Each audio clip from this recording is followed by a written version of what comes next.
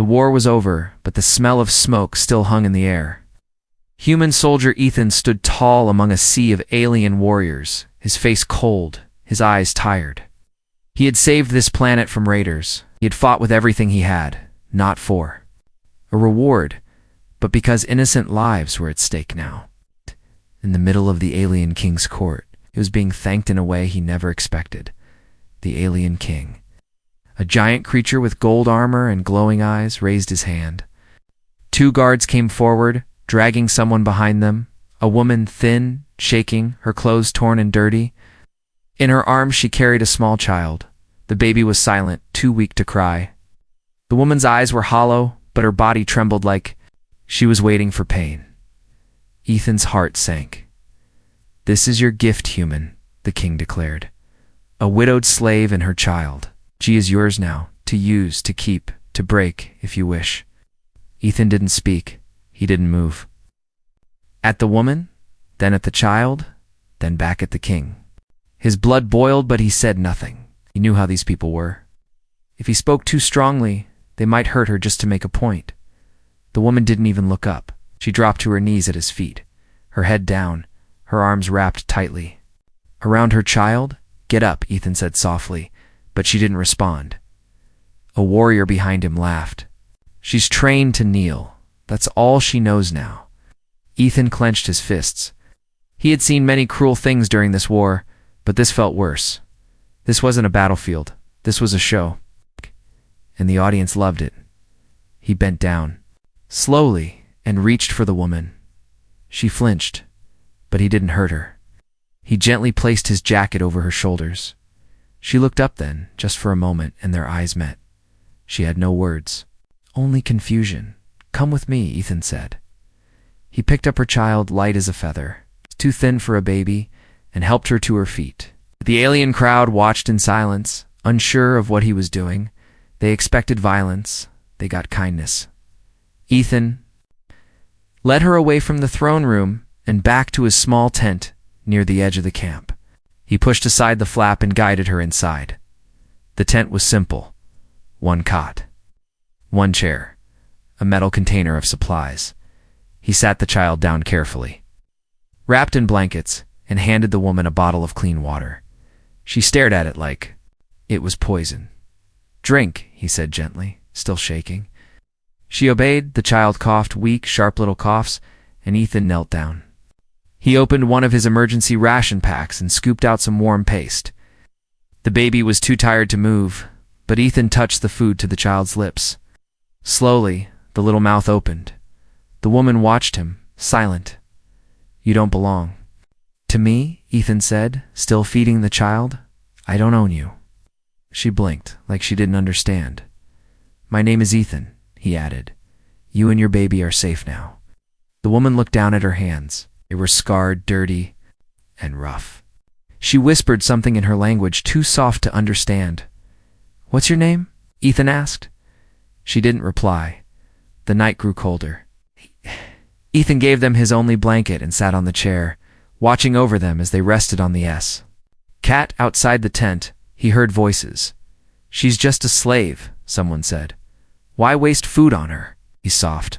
Another voice sneered. "That woman will turn on him. They always do." Ethan closed his eyes for a moment. He didn't care what they said. He had seen pain, death, and blood. But in that woman's eyes, he saw something worse than war. Hopelessness. And he wasn't going to let it continue. He looked at the baby, who was finally asleep, and then at the woman who hadn't closed her eyes once. She was waiting not for sleep, but for punishment. He didn't say anything more, just sat there, guarding them, because no one else would. And far in the distance, beyond the camp, something watched the tent from the darkness, something that wasn't human. The woman didn't sleep, even as her baby slept soundly for the first time in days. She sat still, eyes wide, her back pressed against the wall of the human's tent. Her name was Aurelia, though no one had spoken it in months. She had forgotten. How it even sounded? She wasn't used to silence. Not this kind. No chains rattling, no orders screamed at her, no footsteps coming to take her away. And yet, its quiet frightened her more. Because she didn't trust it. The human Athen was still sitting in the chair beside the cot. He hadn't moved since she and her child lay down. He didn't speak. He didn't sleep. He only watched with calm, his tired eyes. Aurelia thought he was waiting for the right moment. She had seen other soldiers like him. Gentle in the beginning, then cold when no one was looking. That's how it worked. That's how it always worked. Her body flinched when he reached behind him. But instead of pulling out a weapon, he lifted a soft piece of cloth, a blanket hand, held it out toward her. "Take it," he said, his voice quiet. Aurelia stared at his hand, confused. He didn't throw it. He didn't force it into her lap. He just waited slowly with shaking fingers. She took the blanket. It was warm, clean. It smelled like him, like firewood and dust, but not like fear. Ethan didn't smile. But there was a calm in his eyes that told her something strange. He wasn't pretending. "You're cold," he said. "Use it. You don't have to ask." Ask. She'd forgotten what it meant to be allowed. She wrapped the blanket around her shoulders. But she still kept one hand over her baby's chest. He was sleeping soundly now, warm for the first time in weeks. Ethan reached into his bag again, pulled out a ration, and placed it gently on the ground near her. "Eat if you're hungry. Oh. I'll get more tomorrow." More? For her. Her stomach was tight with hunger, but her fear was tighter. She didn't touch the food. Ethan stood up and walked out of the tent. Leaving the flap half open, the cool night breeze rolled in. She looked at the food again. Was this a test? Would he punish her if she ate, or punish her if she didn't? She waited 5 minutes. 10. He didn't come back. Her hands moved fast, feeding the paste into her mouth, then to her baby's. The taste was bland. But it was the first real food they had tasted in days. She wiped her child's mouth clean, then laid him back onto the blanket. Then she heard it. Not footsteps, not Ethan's voice. Something else from outside. Ow. Near the edge of the camp came a strange sound, like breathing but deeper. Heavier, she moved to the edge of the tent and peeked out. Ethan stood with his back to her, facing the trees. The moonlight lit up the side of his face. He was still, frozen. Aurelia's breath caught in her throat. Just beyond the tree line, something moved. A tall shadow, too thin to be a warrior, but too large to be harmless. Glowing blue eyes blinked slowly, locked onto the tent. She ducked back, clutching her baby. What was that? Ethan returned moments later. His face looked tense. "Did you see something?" she asked in a whisper. Forgetting her fear for a moment, Ethan nodded. "Something's watching us." Aurelia held her child tighter. "I've seen eyes like that before," she said. "It's not from the king's army. It's something worse." Ethan checked his knife, looked around the tent, then placed his hand gently on her shoulder. "I'll protect you," he said. Aurelia wanted to believe him. She really did. But deep inside, a warning kept screaming, "Kindness never lasts." She didn't know what that shadow was. She didn't know why it stared at them, but she did know one thing. Something had followed her into this new life. And it wasn't done yet. The fire had gone out. Only the moon remained above, casting a pale blue light across the alien camp. The others were sleeping, but Aurelia was wide awake. Her back pressed to the tent wall, her arms wrapped around her baby. She couldn't stop, shaking because something out there had stared into her soul. It hadn't moved like a man. It hadn't breathed like a beast. It had watched not the camp, not the guards, just her. Ethan lay across the entrance, his body blocking the tent flap like a shield. His hand still rested near his blade, his breathing slow but alert. Aurelia leaned forward and whispered, "What was it?" Ethan didn't open his eyes. "I don't know." But it wasn't just looking, it was thinking. She swallowed hard, and it'll come back. Ethan finally looked up. "If it does, I'll stop it." She believed him. That was the scary part, but belief couldn't stop nightmares. And that thing, whatever it was, wasn't a nightmare. Hours passed. Silence held the tent like a tightrope. Aurelia almost drifted to sleep when a sound. Not loud, not far, just wrong. The baby stirred in her arms, whimpered softly. then let out a weak cry, and then a shadow moved behind the tent, quick, silent. Aurelia froze. Another sound closer now, something brushing against the fabric. A low growl followed. Not animal. Not machine. Something in between. Ethan was already up, knife in hand, barefoot, eyes wide open. He held a finger to his lips. Stay quiet. The tent flap moved just slightly from a breezor. Something else. Then came the shriek. High, piercing. Not from the camp. From the trees, Ethan. Rushed outside, Aurelia clutched the baby and followed him to the flap, peeking from behind. The clearing was empty, until a guard, one of the alien warriors, stumbled out from behind a crate, his chest torn, clawed. His armor hung in pieces. He screamed and collapsed. Ethan knelt beside him, trying to hold the wound. The guard's last breath whispered two words before dying. They're back. Aurelia's heart dropped. She knew what that meant. She'd heard it in the slave camps, in stories passed in the dark. The Watchers. They weren't soldiers. They weren't hunters. They were collectors. And when they marked a child, they came back for it. Always Ethan looked back at her, his hands covered in blood. Tell me the truth. Why is this happening? She hesitated, then whispered, My baby has the mark. The Watcher's mark. Ethan stood slowly. Show me. She unwrapped the cloth gently, revealing the child's back. There it was. A faint, glowing shape. Like fire under the skin. A symbol no one dared speak of. Ethan stared at it, then shook his head. Why didn't you say something? Because once they know, she said, trembling, they take the child and kill everyone who tried to protect it. The fire was dead, but the fear had just begun. Because now, Ethan knew he wasn't just protecting a slave and her baby anymore. He was standing between a cursed bloodline, something that wanted it back. The trees fell silent. No birds, no wind, no voices, only the sound of something big breathing just beyond the fire line. Ethan moved slowly, his knife ready, eyes locked on the tree line. The injured guard's body still lay beside him, blood soaking into the dirt. Aurelia stood behind him, holding her child close to her chest. She didn't move. She barely breathed. Then it came. A dark shape burst from the shadows tall. Thin, moving faster than any soldier Ethan had ever seen. Its eyes glowed with the same mark on the baby's back. Its skin shimmered like metal. But it made no sound when it moved. Straight toward the child. Aurelia screamed. Ethan didn't think, he just threw himself in front of them. The beast slammed into him, claws out. It was strong, too strong, but Ethan stayed standing. The blade in his hand met the creature's side. Sparks flew. The thing hissed and jumped back, not dead, not hurt, just angry. Ethan's arm bled. 3 deep cuts, but he stayed on his feet. You'll want them, he shouted. You'll go through me first. The creature paused.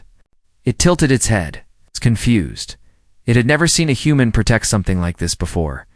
It moved again, but slower now. More careful. Aurelia backed into the tent, placing her child in a bundle of cloth, then grabbed a sharp stone. A weapon, but it was all she had. Ethan circled the beast, keeping its eyes away from the tent. What is it? He shouted. She answered from inside, voice shaking. It's a Watcher. They mark what they want, then come later to collect it. The creature stepped forward, claws flexing. I thought it was a myth, Ethan growled. It isn't. A sudden scream. The creature lunged again. Ethan dodged, cutting across its side. The skin cracked, revealing black liquid underneath. It screeched and jumped back. But this time, it didn't attack again. It stared at Ethan, at the human who refused to kneel, and then it vanished into the dark. Faster than any eye could follow, silence again, but not peace. Aurelia crawled from the tent, her hands shaking. You fought it. You bled for us. Ethan dropped to one knee, gripping his arm. I said I'd protect you. She looked into his eyes.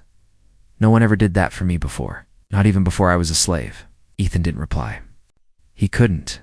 Because behind her, the baby was crying again. But something was wrong. The air around the child shimmered, glowed. The mark on its back pulsed with soft red light. Then something floated into the air from the child's chest. A shape. A signal. And far above, hidden in the stars, something ancient woke up. The baby's back was glowing again. Not just faint light this time. It burned red, like hot metal under skin. The tent lit up with the strange energy, and Ethan stepped back, shielding his eyes. Aurelia fell to her knees, her hands over her mouth. "No," she whispered. "Not again." The child's small body shook for a second, then went still. The mark dimmed. The tent returned to darkness. But the air inside was heavy, charged with something unnatural. Ethan knelt beside Aurelia. "What just happened?" She didn't answer right away. Her face was pale, eyes wide with fear. She reached for the baby and held him close, checking his breath. Still alive, still warm, but something had changed. "I hoped it was a mistake," she said softly. "I told myself the mark would fade, that the watchers wouldn't notice. But I was wrong." She looked at Ethan, her voice shaking. "That marquette means a soul has been claimed by something beyond this world. Something we call the Blood Order." Ethan's brow furrowed. "What's the Blood Order?" She hesitated. "A forgotten tribe, not part of the king's rule, not part of any empire. They follow only the ancient symbols. When a child is born with their mark, they come, and they kill anyone who tries to keep it." Ethan stood up and grabbed his gear. "Then we leave." "Tonight," Aurelia blinked. "What? You said they'll come? So let's not be here when they do." She held the child tighter. "You'd run with us, even now." Ethan looked her in the eyes. "I'm not running, I'm protecting." Outside, the camp was still. Too still. Ethan peeked from the tent. 3 alien guards were dead near the watchtower. No sound, no struggle. Their weapons were still in their hands, slaughtered before they could even scream. He turned to Aurelia. "They're already here." Her heart dropped. "Then it's too late," she whispered. Ethan didn't listen. He threw a blanket over the baby and a coat over Aurelia. He strapped a pistol to his side and motioned for her to follow. They slipped between tents, avoiding the open paths. Most of the soldiers were sleeping or already dead. No alarms, no movement. Just silence and shadow as they reached the edge. Of camp, Aurelia stopped. She pointed. On the dirt wall beside them, a new mark was burned. Into the rock, still smoking, the same mark from her child's back. Fresh, recently carved. "They're not just hunting us," she said. "They're marking our path." Ethan looked into the darkness. "If they can track him," he said slowly, "then we'll need to hide somewhere they can't follow." "Nowhere's safe," she replied. "There's one place," he said. "An old outpost beyond the mountains. Dead zone, no signals. Light. No sensors. But we'll need to cross the Black Flats." Her eyes widened. "That's suicide." He glanced at the child. "Staying here is worse." Just then, the baby began to glow again. Not the mark, his eyes. Soft red light shone from them like twin stars. Aurelia gasped. "He's awakening. The bloodline is real." "What does that mean?" Ethan asked, voice firm. "It means," she whispered, "he's not just claimed by the Blood Order. He belongs to it." Thunder cracked in the distance, but there were no clouds in the sky. Something had landed. Something massive. The desert screamed beneath their feet. Sharp winds whipped the Black Flats, throwing dust into the sky like smoke from a burning world. Ethan led the way, his rifle slung tight, eyes scanning the endless dark terrain. Behind him, Aurelia wrapped her baby tighter in her coat. Each step harder than the last. They had been walking for hours. No rest, no light, and no signs of safety. The Black Flats were cursed. Locals said lifeless land poisoned by old wars. Nothing grew there, nothing lived there, and yet something was chasing them. Ethan felt it. Not with his eyes, but in the ground beneath his boots. A slow, steady pulse. Like footsteps. Heavy. Unnatural. "They're following," he said without turning. Aurelia gasped, her breath thin from cold and fear. "How?" We crossed into dead zone. Nothing works here. Not trackers, not scanners. They don't need tech, Ethan said. They've got blood. He looked down at the baby, still asleep, still glowing. Aurelia swallowed hard. They'll hunt until we stop breathing. Ethan didn't reply, didn't have time for fear. In the distance, a jagged metal tower rose from the flats of Forgotten. Human outpost from an old war. Rusted, broken, but maybe still standing. That's our shelter, he pointed. We reach it before night, or we don't make it at all. But they weren't alone. Far behind them, cloaked figures moved silently across the sand. Not walking, floating. They left no footprints, no heat, only the distant echo of whispers. In the wind, Ethan turned his head, then stopped walking. Aurelia nearly crashed into his back. What's wrong? He raised his arm and pointed. We're not being followed. Her eyes widened. What? They're already ahead of us? Crossed us. The Black Rock's three shapes stood between them and the outpost. Tall, thin, eyes like red knives. No weapons in hand, but they didn't need any. These were not soldiers. They were Blood Order sentries, and they had come to collect the child. Ethan raised his gun slowly. One of the creatures stepped forward, then raised its long hand and spoke.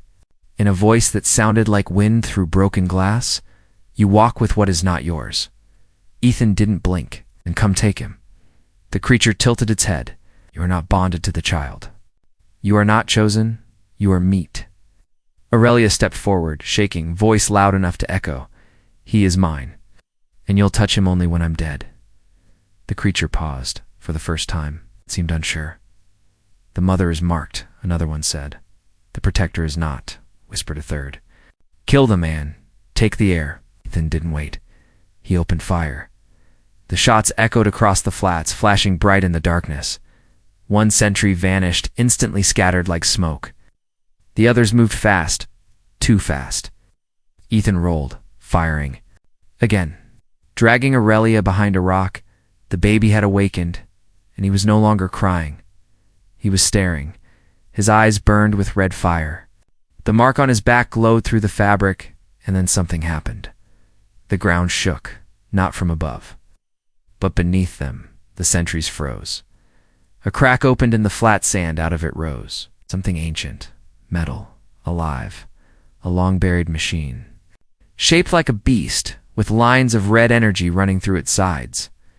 Aurelia gasped. It's responding to the child. The sentries turned to flee, but it was too late. The machine roared and chased them into the dark. Ethan stared, heart racing. What was that? Aurelia knelt by her child, tears in her eyes. A protector. The Order builds guardians for their heirs. But they forgot this one still lives. The baby smiled, and the stars above began to flicker. The sky was breaking. Above the dead flats, the stars flickered like dying lights. Lines of red fire burned across the horizon, as if space itself was bleeding. Ethan stood at the mouth of the old outpost, gripping his rifle, staring at the sky. They're not just coming, he said. They've already begun. Aurelia held her baby close, her knees in the dust. The child's eyes were glowing again, brighter than before, now golden red, like two suns trapped in a tiny body. The mark on his back was pulsing like a heartbeat. It's the awakening, she whispered. It's real. The Blood Order thought they marked him for harvest. They were wrong. The ancient machine beast they had seen rise from the desert had returned. It now stood silently behind the outpost, kneeling before the child. Like a soldier waiting for command, Ethan looked between them. What is he? Aurelia finally said it out loud. He's not a cursed child. He's the rightful heir to the Order, their leader, their king. The moment she spoke those words, the sky cracked. Not thunder, not sound, a tear in space. And through that tear came a ship, not like anything. It's built by the king's armies or the human fleet.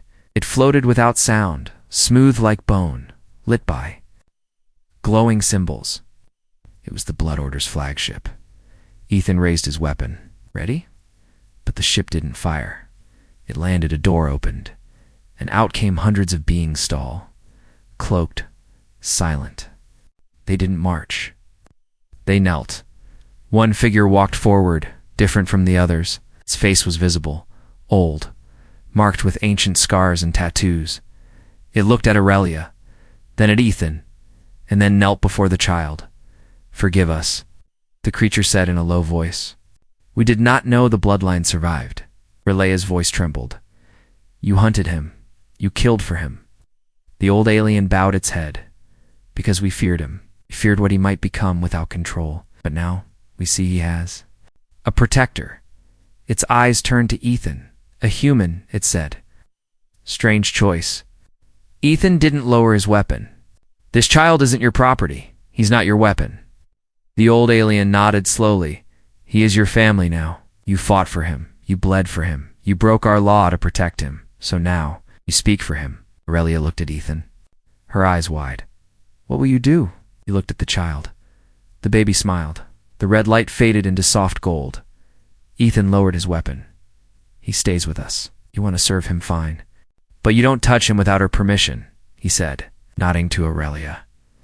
"And if you ever come for him again," Ethan added, his voice calm, "you'll have to go through me." The old alien stood, and then, to everyone's shock, bowed. "As you wish, Protector." The army behind him followed, bowing to a child no older than 2 moons. Epilogue. 1 month later, the Black Flats were silent once more. Ethan had rebuilt the old outpost. Not for war, but for peace. Aurelia tended a small garden in the courtyard, and the child crawled through the warm dirt, laughing in the sun. Ships still came from the stars, but now they came in peace, to serve, to learn, to follow the air. And above them all, watching from the balcony, stood the man who didn't ask for slaves, who was given a woman and her baby, and who chose instead to build a future.